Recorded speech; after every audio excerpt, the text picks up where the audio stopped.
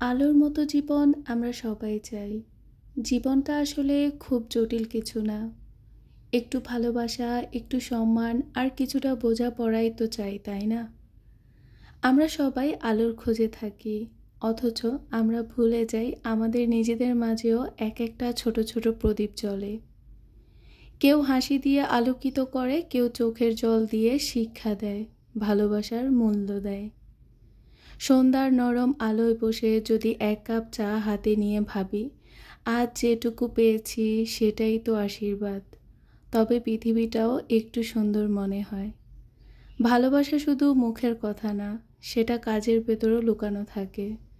মায়ের চুপচাপ খাবার দেওয়া, বন্ধুদের অযথা ফোন দিয়ে খোঁজ নেওয়া, কিংবা কারো চোখের নিজের একটুখানি চিন্তার রেখা দেখা। তাই বলি, জীবনটাকে সহজ করে ভালোবাসো, মানুষকে একটু সময় দাও, নিজের মনকে একটু প্রশান্তিতে রাখো।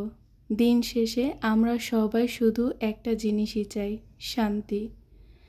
আসসালামু আলাইকুম, চলে এলাম আমি আইরিন লাকসাম কুমিল্লা থেকে। আশা করছি আপনারা সকলেই ভালো আছেন। আমরা আল্লাহর রহমতে অনেক অনেক ভালো আছি।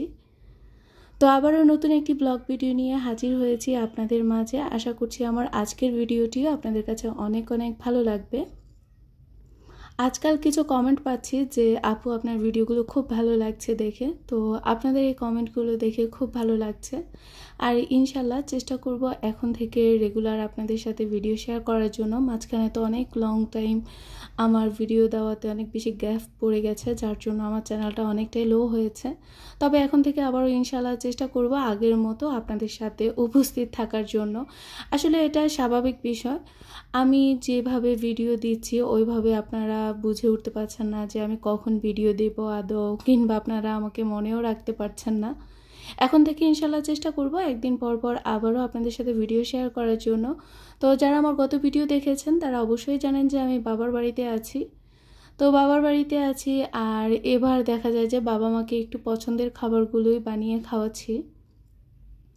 বাইরে মায়ের কাছে বসে বসে একটু নুডলস রান্না করব ভেবেছিলাম আজকেও, কিন্তু মা কিছুতেই আজকে আর সাপোর্ট করলো না। মা বলল যে না, তুমি বাসায় চলে যাও, গ্যাসের চুলায় রান্না করো, তোমাকে লার্কি চুলায় রান্না করতে হবে না। তো কি করব, মায়ের জ্ঞান জ্ঞান প্যান প্যান আর সহ্য না করতে পেরে চলে এসেছি আমি এখন। এই তো ঘরে গ্যাসে বসে বসে এখন রান্না করছি।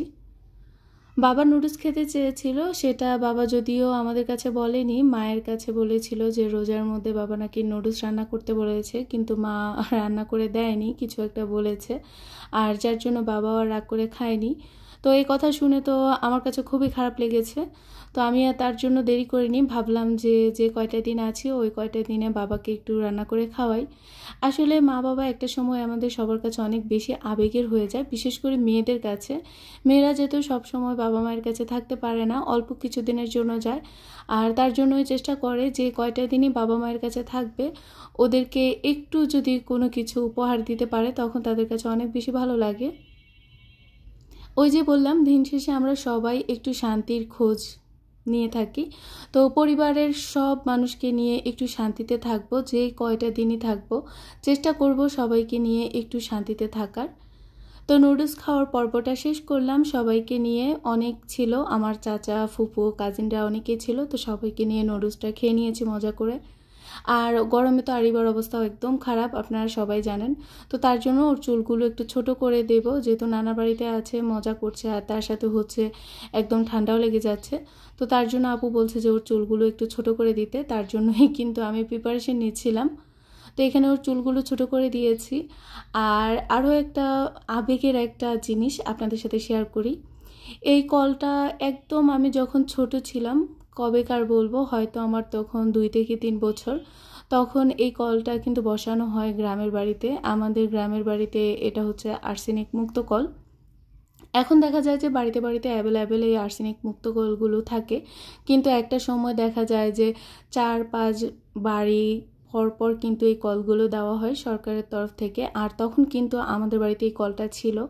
আমরা যখন বিকেলবেলায় সবাই খেলতাম, খেলার পর কিন্তু যখন অনেকটা ক্লান্ত হয়ে যেতাম সরাসরি চলে আসতাম কলে, আর সবাই মিলে অনেক পানি খেতাম, হাত মুখে দিতাম, খুব ভালো লাগতো, অনেক ঠান্ডা থাকতো পানিগুলো। আর ঠিক কলের একদম উপরে এই তাল গাছটা। আর এটার দিকে তাকাতেই মনে হলো যে অনেকগুলো বাবুই পাখির বাসা। তো যেহেতু সাথে আমার ছেলে ছিল, আর আয়ান কখনো এসব কিছু সরাসরি দেখেনি, তো ও কিন্তু এই বিষয়গুলোকে খুব এনজয় করছে। বাবুই পাখির বাসা সরাসরি দেখেছে, ওর কাছে খুব ভালো লেগেছে। তো ও আমাকে অনেক প্রশ্ন করেছে, ওই প্রশ্নগুলোর উত্তর আমি দিয়েছি। আর এই যে কচু গাছটা দেখছেন, এটা আমার ছোট কাকার ঘরের সামনে। এটা নাকি আমার কাকার অনেক বেশি আবেগের একটা গাছ। এটা আসলে সত্যি কথা, যে জিনিসটা আপনার কাছে অনেক দিন থেকে থাকবে সেটার প্রতি আপনার নর্মালি এমনিতেই আবেগ বেড়ে যাবে। তো এই কচু গাছটা প্রায় আজকে 7 বছর প্লাস হবে। তো এই গাছটা আসলে কাকা কোনোভাবেই কাউকে কাটতে দিচ্ছে না। এই কচু গাছগুলো আমরা অনেকেই চিনি, এটাকে নর্মালি মনে হয় দুধ কচু কিংবা টান কচু বলা হয় আমাদের আঞ্চলিক ভাষায়। জানি না আমি আসলে সঠিক কচুর নামগুলো আমার ঠিক একটা মনে থাকে না, তবে কচু গাছ সেটা জানি। তো নামটা আসলে কি সেটা সঠিক ক্লিয়ার আমি বলতে পারছি না এখন। তো এটার গোড়ার অংশটা কিন্তু ঠিক কতটা উপরে উঠেছে দেখতেই পাচ্ছেন। আর যখন পাতাগুলো অনেক বড় বড় হয়ে যায় তখন কিন্তু একদম ছাদের উপরে চলে যায়। তো কতটা বড় হয়েছে সেটা দেখেই বুঝতে পারছেন। তো গাছটাও আপনাদের সাথে একটু শেয়ার করলাম। আর এখানে বিকেলবেলায় বাচ্চারা খেলছে। এখানে আমরা একই বাড়িতে কিন্তু আমরা 3 বোন, চাচাতো বোন 3 জন একই ক্লাসে পড়তাম। আবার এখন আমাদের বিয়ে হয়ে গেছে, কিন্তু বছরের পর বছর চলে যায়, আমাদের সাথে দেখা হয় না। তো ভাগ্য ভালোর কারণেই এবার যখন রোজার ঈদে বাবার বাড়িতে গিয়েছি, 3 জনই কিন্তু একসাথে এসেছিলাম বাবার বাড়িতে। আর যার জন্য আমাদের একটু দেখা হয়েছে, ভালো একটু সময়ও কাটিয়েছি। সবার সাথে সবার একটু দেখা হয়েছে, সবার বাচ্চাদের সাথেও সবার একটু দেখা হয়েছে। তো এখানে আমাদের 3 জনের বাচ্চাই কিন্তু ছিল, ওদের মেয়ে বাবু আছে, ছেলে বাবু আছে, বাট আমার শুধু আছে ছেলে বাবু। তো সবাই মিলে ভালো একটা সময় কাটিয়েছি। আর এখানে এবার কিন্তু মাশাআল্লাহ আমাদের বাড়িতে অনেক সবজি গাছ হয়েছে, শাক তো আছেই, লাউয়ের শাক, মিষ্টি কুমড়া শাক সব কিছুই আছে। তো চলে যাব কালকে, মনটা খুবই খারাপ, সময়টা খুবই তাড়াতাড়ি চলে গেছে। বাবার বাড়িতে আসলে সব মেয়ের কাছে আসলে এমনটা মনে হয়, তাই না? তো ভাইয়া বলছে যাওয়ার আগে তোদেরকে কিছু একটা করে খাওয়াই। তো যার জন্য ভাইয়া এখানে রেডি করছে। তো আমি ভাইয়াকে বলছি যে তান্দুরিতে কি কেউ কখনো মাংসের মশলা দেয়?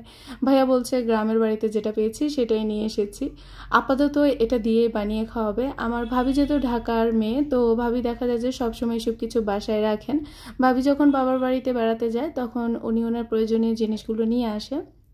তবে তান্দুরি যেহেতু আগেও বানিয়েছে রোজার মধ্যে, যার জন্য মশলাটা পুড়িয়ে গেছে, এখন আর বাসায় নেই। তো তার জন্য আপাতত এটাই এখন দোকানে পেয়েছে, আমাদের গ্রামের যে দোকানটা আছে ওখানেই। তো ওইটা দিয়ে এখন আপাতত চালিয়ে নিচ্ছে। তো সম্পূর্ণ কাজটা কিন্তু ভাইয়া আর ভাবি মিলে করেছে। আর এই কাজগুলো আসলে যখন অনেকে মিলে থাকে তখন করতে কিন্তু খুব একটা কষ্ট হয় না। তো যেহেতু বাসায় এখন আমরা অনেকেই আছি, যার জন্য আসলে এই কাজগুলো এখন মজা করেই সবাই করে নিচ্ছে, সবার কাছেই ভালো লাগছে। এক একজন এক একটা কাজ করে ফেলছে, যার জন্য কারো কাছেই কষ্ট লাগছে না। যাই হোক, অনেক কথা বলেছি, অনেক কথার মাঝে আজকে ছোট একটা রিকোয়েস্ট করছি। প্লিজ যারা যারা এখনও আমার সাথে আছেন, আমার ভিডিওটা দেখে যাচ্ছেন, আপনাদেরকে অনুরোধ করব আমার ভিডিওর কোনো অংশ কিংবা আমার কোনো কাজ যদি আপনাদের কাছে একটু হলেও ভালো লাগে, তাহলে অবশ্যই আমার ভিডিওতে একটি লাইক দিয়ে দেবেন।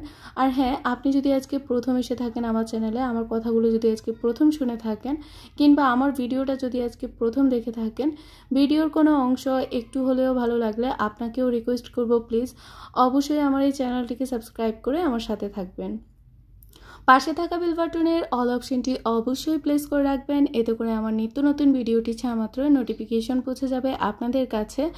আর যদি আপনি এই কাজটি করে থাকেন তাহলে আপনাকে অসংখ্য ধন্যবাদ। তো ভাইয়া এখানে কয়লা বানাবে, আগে কয়লা বানানোর জন্য লার্কিতে কিন্তু অলরেডি আগুন দিয়ে দিয়েছে। আর ওদিকে যা যা দরকার সব কিছুই কিন্তু রেডি করে রেখে দিয়েছে। আমার ভাইয়া দেখা যায় যে বাড়িতে আসলে অনেক কিছুই করে, আমাদেরকে মুড়ি মাখানো খাওয়ায়, তারপরে আম ভর্তা করে খাওয়ায়, এখন আবার তান্দুরি বানাচ্ছে। ভাবা যায় আসলে যেমন একটা পরিবারে একটা মেয়ের প্রয়োজন, তেমনি একটা ছেলেরও প্রয়োজন। সব কিছুই থাকতে হয়, যার যেটা নেই সে সেটার অভাবটা খুব ভালোভাবে বোঝে, যেটা আমি নিজেও অনেক বেশি ফিল করি আজকাল। যাই হোক, দুঃখের কথা সবসময় না বলাটাই ভালো। তো এখানে কয়লা দিয়ে আগুন দিয়ে কয়লা বানাবে, যার জন্য এখন একদম উড়াদুড়াভাবে আমার ভাইয়া আগুন জ্বালিয়ে দিয়েছে। আর এখন প্রিপারেশন নিচ্ছে মুরগি পোড়া দেওয়ার। তো আসলে এসব কিছু শীতের সময় করলে ভালো লাগে, গরমের সময় অনেক বেশি কষ্ট হয়ে যায় যারা এই কাজগুলো করে। বুঝতে পারছি আমার ভাই এবং ভাবি দুজনেরই অনেক কষ্ট হয়েছে, কিন্তু তাও ওরা কষ্টটাকে কষ্ট হিসেবে নেয়নি, যেহেতু আমরা সবাই সবার জন্য ভালোবেসে কিছু করতে চাই, যার জন্য এই কষ্টগুলো আমাদের কাছে কষ্ট মনে হয় না। পরিবারের কাছে এতটুকুই তো চাওয়া সবার, তাই না? এই পরিবারটাকে সবাই সবার মতো করে ভালোবাসলে পরিবারে কখনো কারোর সাথে কোনো খারাপ সম্পর্ক গড়ে ওঠে না।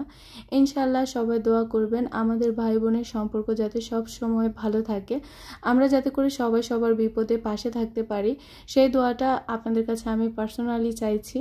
তো এই তো ভাইয়া এখানে ভাইয়ার মতো করে কাজ করছে, আর কয়েকবার কিন্তু আগুনের ছ্যাঁকাও লেগেছে ওর হাতে, আমি বুঝতে পারছি। তো এখানে এই তো ওর মতো করছে, তবে এই জায়গায় আমি বেশিক্ষণ দাঁড়িয়ে থাকতে পারবো না, প্রচুর গরম। এই গরমের মধ্যে আসলে আগুনের কাছে থাকতে খুবই কষ্ট হচ্ছে। তো কিছুক্ষণ ওদের কাছে থেকে আবার গিয়েছি ঘরে। ঘরে গিয়ে তো একটু গোছগাছ করতে হবে, যেহেতু সকাল ভোরবেলায় একদম চলে যাব। তো গোছগাছ করছি আমি, এদিকে ছোট আপু যেহেতু চলে যাবে, যাওয়ার আগে ছোট আপু মিমকে বলছে যে আপুকে একটু মেহেদি লাগিয়ে দেওয়ার জন্য। তো এদিকে মিম বসে বসে ছোট আপুকে একটু মেহেদি লাগাচ্ছে, আর আমার মা আমাকে বলছে যে ঠিক করে সব কিছু গুছিয়ে নাও, আবার কিছু রেখে যাবে। আসলে প্রত্যেকটা মা মনে হয় মেয়েকে শ্বশুরবাড়ি যাওয়ার আগে এই কথাটা বলে, তাই না? কিন্তু প্রত্যেকটা মেয়ে জানে যে যখন তারা গোছগাছ শুরু করে তাদের মনটা একদমই গোছগাছের মধ্যে থাকে না, অনেক বেশি কষ্ট হয় এই গোছানোর কাজটা তখন তাদের করতে। আর কি করা, এই জায়গাগুলো আসলে সত্যি অনেক বেশি আবেগের, যখন বাবা মা থাকে তখন আসলে ওরাই তো বলবে, তাই না? আর এদিকে দেখুন আমার ভাইয়া কিন্তু অলরেডি সব কিছু করে নিয়েছে নিজের মতো করে, আর অলরেডি ওর হয়ে গেছে। অনেক গরমের মধ্যে অনেক কষ্ট করেছো তুমি ভাইয়া, থ্যাংক ইউ তোমাকে। আর এই যে তো আমরা কখন খাবো সেটারই অপেক্ষায় আছি, আর যেহেতু এতক্ষণ থেকে অপেক্ষায় আছি সবাই কিন্তু বিরক্ত হয়ে গেছে, বাচ্চারা বলছে যে কখন হবে কখন হবে, হতে হতে প্রায় 9টা-10টার কাছাকাছি হয়ে গেছে। আর যেহেতু কালকে চলে যাব, যার জন্য একটু তাড়াতাড়ি ভাবছি যে শুয়ে গেলে ভালো হবে। এখানে ভাবি আর মা গরম গরম পরোটা বানিয়ে নিচ্ছে তান্দুরির সাথে খাওয়ার জন্য। বাবার বাড়িতে আসলে সময়গুলো কোন ফাঁকে যে চলে যায় নিজেও বুঝতে পারি না। তো দেখা যায় যে সব সময় বাবার বাড়িতে যখন গোছগাছ করি আমার কিছু না কিছু থাকে, হয়তো বাচ্চাদের একটা প্যান্ট গেঞ্জি কিংবা আমার কোনো কিছু রেখে চলে আসি, এটা আমার সবসময়ই হয়। যার জন্য মা আমাকে সবসময় বলে ঠিক করে সব কিছু গুছিয়ে নাও, কিছু রেখে যাবে আবার ভুল করে। তো ভুল করে তো অনেক কিছুই রেখে যায়, সবচাইতে বড় যেটা রেখে যায় সেটা হচ্ছে মা বাবা। মা বাবার মতো সম্পদ রেখে যাচ্ছি, আর কি রাখতে হবে বলেন তো ভাই আপনারা? তো যাই হোক, গরম গরম পরোটা রেডি, আর তার সাথে তান্দুরিও রেডি, সব কিছু রেডি করে নিয়েছি, এখন শুধু খাওয়ার পালা। তবে দুঃখের বিষয় হচ্ছে যে আমি কিন্তু খেতে পারিনি, যার জন্য ভাবি অনেক বেশি আফসোস করছিল।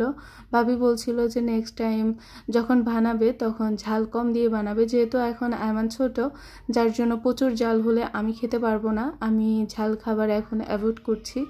তো ভাবি খুবই মনে কষ্ট নিচ্ছিল যে আমি খেতে পারিনি। তো আমি ভাবিকে বলছি যে সমস্যা নাই, আমি অল্প একটু টেস্ট করেছি। আর এখানে এখন আমি একটু আয়ানকে খাইয়ে দেব, আয়ান যেহেতু নিজের হাতে খেতে পারে না, যার জন্য আমি খাইয়ে দিচ্ছি। তো ও বলছিল যে একটু সস হলে ভালো হবে। আমার থেকেও আমার ছেলে খাবারের বিষয় টেস্টের দিক থেকে অনেক বেশি বুঝে, মাশাল্লাহ করে। ও কোনো খাবার আসলে টেস্ট হলেই একটু খায়, আর যদি টেস্ট না হয় সে কিন্তু ওই খাবারটা আর খায় না। ওর কাছে আমারই মতো তেল ঝাল খাবারগুলোই বেশি ভালো লাগে। তো যাওয়ার বেলা চলে এসেছে, আর যাওয়ার সময় এই গানটা আমার খুব বেশি মনে পড়ে। যাচ্ছি ছেড়ে আমার শহর, যাচ্ছি ছেড়ে মা, ইচ্ছে থাকলেও তোমার কাছে থাকতে পারবো না। গানটা আসলে অনেকটাই আবেগের, তাই না? তো যখনই চলে যাই তখনই অনেক বেশি খারাপ লাগে, আর যাওয়ার সময় কখনোই আমি বাড়ি থেকে ভিডিওটা অন করি না। বেশ কিছুটা পথ যখন বাবার বাড়ি থেকে চলে আসি তখন কিন্তু আস্তে করে মোবাইলটা বের করে একটু ফুটেজ নেই, যেহেতু এটা আমার এখন একটা কাজের জায়গা। আমি কখন কি করছি না করছি, কখন কোথায় যাচ্ছি সেটা আপনাদেরকে জানানো দরকার, তো তার জন্যই আসলে এই কাজগুলো করা। আমরা একদম ভোরবেলায় রওনা হয়েছি, সেটা আপনারা ওয়েদার দেখলে বুঝতে পারবেন। পূর্ব আকাশে সূর্য উঠেছে, আর ঠিক ওই সময় কিন্তু আমরা লাকসামের কাছাকাছি চলে এসেছি। তো খুব বেশি কষ্ট হচ্ছিল। প্রত্যেকবার আমি যখন চলে আসি তখন একটা কথাই আমার মনে হয় যে বাবা মা তোমরা সবাই ভালো থাকো। আমার বড় বোনও গ্রামে থাকে, বড় বোনের জন্য অনেক বেশি খারাপ লাগে যখন চলে যায়। আমার বড় আপু বলে যে আজকে তো তোরা আবার আমাকে অনেক দূরে রেখে চলে যাচ্ছিস।